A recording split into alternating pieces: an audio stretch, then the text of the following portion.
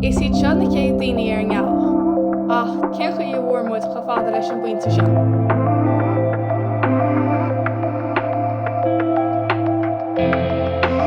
Is brásta é seo idir Stáit Aontaithe Mheiriceá agus an Taontas Sóivéadach.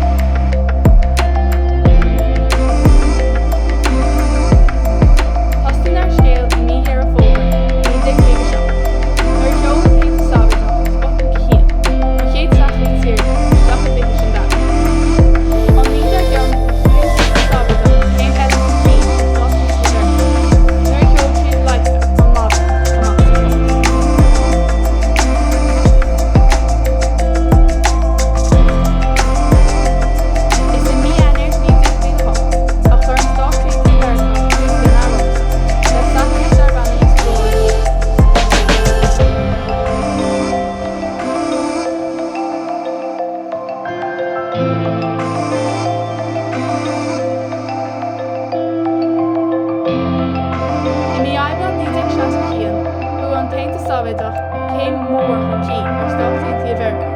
Nuair cheoil siad an spásara, Yuri Gagarin amach sa spás.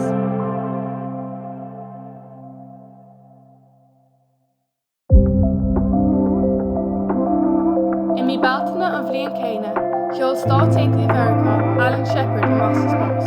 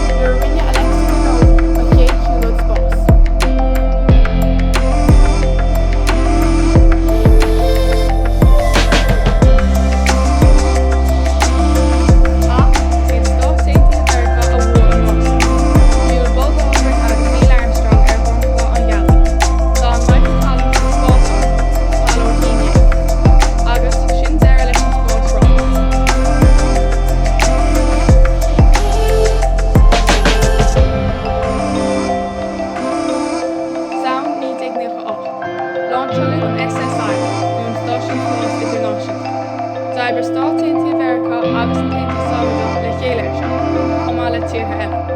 Baineann an lán tíortha úsáid as an SSI inniu, le taighde dhéanann na réide sa spás, mar shampla na Planéid agus agad gealaí.